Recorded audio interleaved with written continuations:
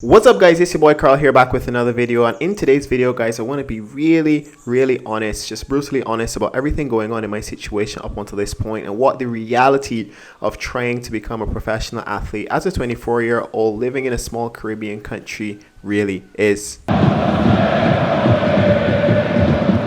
Now before I dive into this video guys, I just want to say thank you for the amazing support that you've given me up until this point, not only on Instagram but also here in the YouTube comments guys. I'm going to highly recommend that you go ahead and subscribe for future videos as I continue to document my journey, trying to see how far I can push myself with regards to getting close to my lifelong dream of becoming a professional athlete. Now I don't like to think that I'm special or deserve any kind of special treatment in any way, but the reality of the fact for me is that I come from a very small Caribbean country. I was born on the island of Barbados.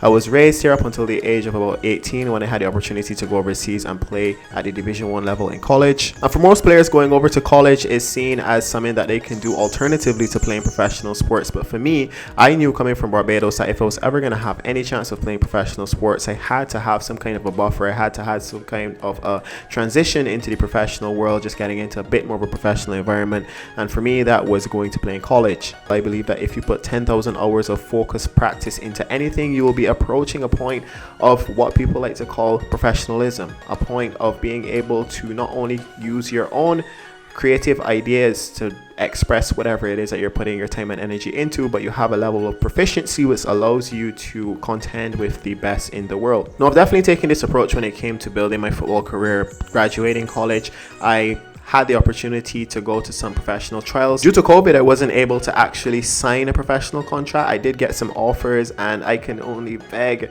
to wonder what my life would have been like had COVID not been a thing. And I know that this affected everyone. I have a few friends who are professional athletes as well. They said that even they were affected in the professional game. A lot of clubs lost a lot of money when it came to COVID. Football is still a business at the end of the day, and the economics of the game just didn't make it very feasible or very easy for new players trying to enter the game in the last year and a half. All these are things that I'm very aware of, and I'm actually extremely grateful that I was able to participate in World Cup qualifiers and Gold Cup qualifiers for my Barbados men's national team. It gave me an opportunity to continue training, gave me an opportunity to get some game time under my belt, and gave me an opportunity to stay focused and stay grinding towards what I would like to be an outcome of signing a professional contract. Right now, my current scenario in Barbados is that we aren't training very frequently anymore with the national team because we got disqualified from the Gold Cup. The Gold Cup is actually now come and gone, and we're in a season right now where we're not actually allowed to train because of COVID stipulations. With that being said, I've just been trying my best to do small training sessions and also to get out to the gym as much as possible.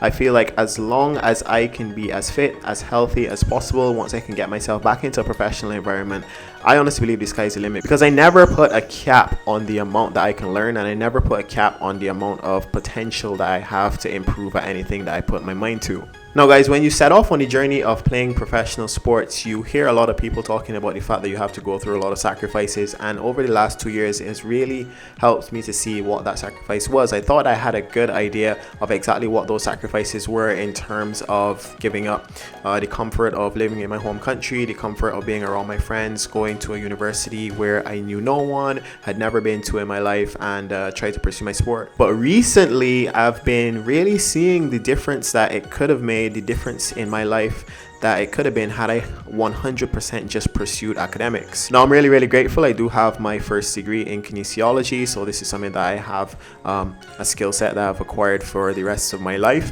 But I've been able to see some of my closest friends going to do amazing things in their fields, and I mean, kudos to them. They worked really hard to be where they are, but I do also peg myself that had I 100% focused on school, for instance, or 100% focused on going after a specific traditional lifestyle, I could be thriving. You know, I like to think that I could. But I think that these sacrifices are the things that honestly keep me going at this point, realizing how much I did give up to get to this point. And I know the next 3 to 6 months are going to be absolutely crucial for me, whether or not I have a career on the field. But the things I've learned, the places I've been, the people that I've met, and the person that I've become along the way will always make me feel as if I made the right decision, and I will never ever say that I have any regrets whatsoever trying to pursue professional sports. Now guys, I don't want to make this video too long. If you got any value from this video whatsoever, I'm going to ask you go ahead and leave a like, leave a comment, leave a question down below about anything from my journey that you would like me to speak more of.